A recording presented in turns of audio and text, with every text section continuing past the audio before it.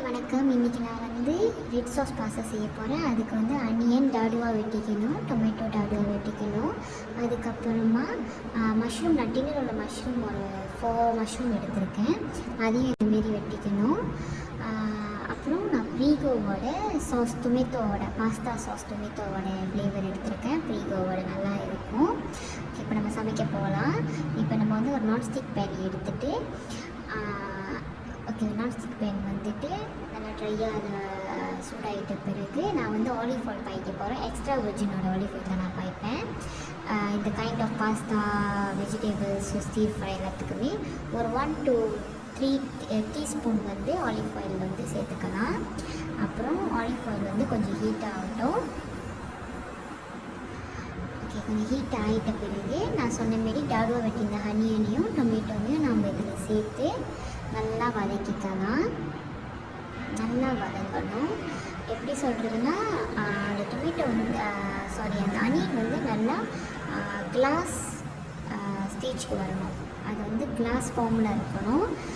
Tomato வந்துட்டு கொஞ்சமாக நல்லா வதங்கியிருக்கணும். இதனால நான் ரெண்டுமே சேம் சைஸில் வந்து கட் பண்ணியிருக்கேன். இல்லைனா வெங்காயம் ஃபஸ்ட்டு வெந்துடும், டொமேட்டோ வந்து அப்படியே இருக்கும், வேகாமல் வதங்காமல்.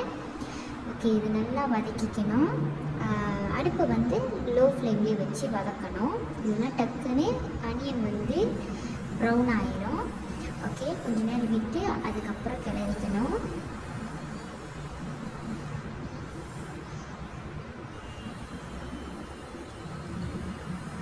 நல்லா கிளறி சில பேர் வந்து அனியன் வதங்கிறதுக்கு சால்ட்டு போடுவாங்க, பட் நான் போட மாட்டேன். நல்லா மிதமான சூட்டில் வதக்கிட்டு அதுக்கப்புறமா நம்ம அதை கட் பண்ணி வச்சுக்க மஷ்ரூமை சேர்த்துக்கலாம். சேர்த்துக்கிட்டு அந்த மஷ்ரூமையும் நல்லா அந்த ஆலிவ் ஆயில், அந்த அனியன் டொமேட்டோடு நல்லா வதங்கட்டும். நான் 4 மஷ்ரூம் எடுத்தேன்னா 4 மஷ்ரூமை ஒரு மஷ்ரூமே 4 பீஸாக போடணும். ஒரு மஷ்ரூமே 4 பீஸாக போடணும். ஓகே, இதையும் நல்லா வதக்கி லோ ஃப்ளேம்லேயே இருக்கட்டும். ஸ்டாப் பண்ணிட்டு அதுக்கப்புறமா நான் ப்ரீகோவோட சாஸ் பாஸ்தா டொமேட்டோ எடுத்துருக்கேன்னு சொன்னேன் இல்லையா. ஸோ அதில் வந்துட்டு நான் big tablespoon, 1 tablespoon use பண்ணி 3 டேபிள் ஸ்பூன் ஆஃப் பாஸ்தா சாஸை வந்து ஆட் பண்ணியிருக்கேன். அது நல்லா மிக்ஸ் பண்ணி அதுக்கப்புறம் ஆட் பண்ணுங்கள். மிக்ஸ் பண்ணுறது வந்து சரியாக ரெக்கார்டிங்கில் தெரியல, சாரி. ஸோ 3 டேபிள் ஸ்பூனு, அது வந்து இந்த லெவலுக்கு நான் வந்து 2 பேர் சாப்பிடக்கூடிய அளவுக்கான பாஸ்தா வந்துட்டு இன்றைக்கி செய்கிறேன். ஸோ அதுக்கு 3 டேபிள் ஸ்பூன் அளவுக்கு பாஸ்தா சாஸ் ஆட் பண்ணிக்கிறேன். நான் கொஞ்சம் ட்ரையாக செய்கிறேன், நான் வந்து க்ரீமியாக செய்யலை. தட் மீன்ஸ் நான் வந்து சீஸ் ஆட் ஆன் பண்ணலை, ட்ரையாக தான் செய்கிறேன், ட்ரை பாஸ்தா. ஸோ இதை ஆட் பண்ணிவிட்டு கொஞ்சம் வதக்கிட்டு அதுக்கப்புறமா கொஞ்சோண்டு வாட்டர் ஆட் பண்ணிக்கிறேன். ஏன்னா அது வந்து அந்த சாஸ் நல்லா எண்ணெயிலும் வெங்காயம், டொமேட்டோ, மஷ்ரூமும் நல்லா வதங்கி அது வந்து கொஞ்சம் சுண்டி ட்ரை ஆனதுக்கப்புறமா தான் நம்ம பாஸ்தாவை ஆட் பண்ணணும். ஸோ இந்த ஸ்டேஜில் வந்து அது கொதிக்க நல்லா தெரியுது. அந்த ஆலிவ் ஆயில் கூட அந்த எண்ணெய் பிரிஞ்சு வருது. ஸோ அந்த ஸ்டேஜில் நான் வந்து சத்து சூபி அண்ட் தென் டூவா சூபி, 2 சூபி சால்ட் தான் போட்டிருக்கேன். ஏன்னா அந்த பாஸ்தா சாஸ்லேயும் சால்ட் இருக்கும். நான் மேகி சிக்கோராஸை டேஸ்ட்டுக்காக லைட்டாக கொஞ்சம் போட்டுக்கிறேன். போட்டுட்டு நல்லா மிக்ஸ் பண்ணிக்கணும். நல்லா மிக்ஸ் பண்ணி சால்ட் வந்து டேஸ்ட் பண்ணி பார்த்து உங்களுக்கு எப்படி இருக்குன்னு செக் பண்ணிக்கோங்க. போடுறதுக்கு முன்னாடி சால்ட்டு போட முன்னாடி அந்த சாஸை டேஸ்ட் பண்ணிவிட்டு அதுக்கப்புறமா சால்ட்டு போடுங்க. இப்போ வந்து நான் பப்ரிக்கா பவுடர் ஆட் பண்ணுறேன். இது ப்ரிசர்வேஷன் கலர் எதுவுமே நான் சேர்க்கலை.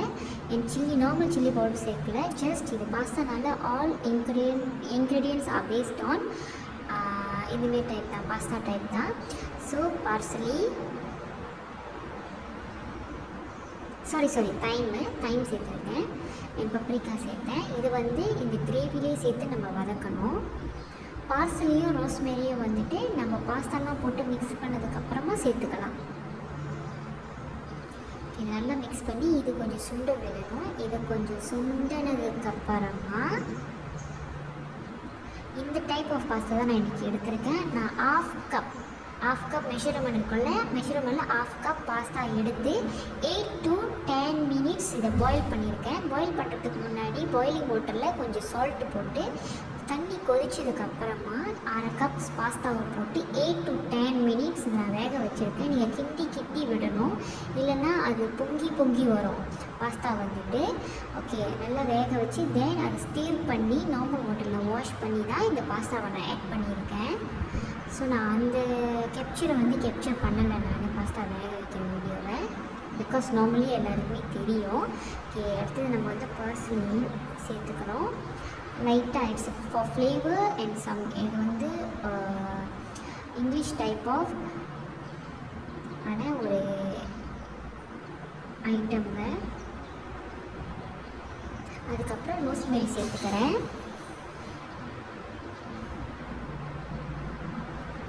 ரோஸ்மெரியும் ஃப்ளேவருக்காக தான். இப்போ இந்தியன் ஃப்ளேவருக்கு நம்ம இந்தியன் ஸ்பைசஸ் போடுவோம் இல்லையா, அந்தமாரி வந்து பாஸ்தாவுக்கு நம்ம வந்து இங்கிலீஷ் ஸ்பைசஸ் போடுறோம். ஸோ போட்டு நல்லா மிக்ஸ் பண்ணி, நீங்கள் பார்த்துறது ட்ரை ஆகிடுச்சு. சம்மோ இதில் வந்து ரெட் கலராக இல்லை ஆரஞ்ச் கலராக இல்லை, இட்ஸ் நேச்சுரல் கலர். பிகாஸ் நான் ப்ரிசர்வேட்டிவ் கலர் எதுவுமே சேர்க்கலை. அந்த சாஸ் வந்து இந்த 1/2 கப் ஆஃப் பாஸ்தாவுக்கு சரியாக இருக்கும். தீஸ் டைப் ஆஃப் பாஸ்தாவுக்கு நான் அத்தனை இது சேர்த்துருக்கேன். நீங்கள் ஸ்ப்ரிங் பாஸ்தா அப்போ டிஃப்ரெண்ட் டைப்ஸ் ஆஃப் பாஸ்தா சேர்த்திங்கன்னா அதுக்கேற்றமே சேர்த்துக்கோங்க. இதுதான் அவுட்லுக். நான் செஞ்சு என் ஹஸ்பண்டுக்கும் எனக்கும் சர்வ் பண்ணிக்கிட்டேன். So with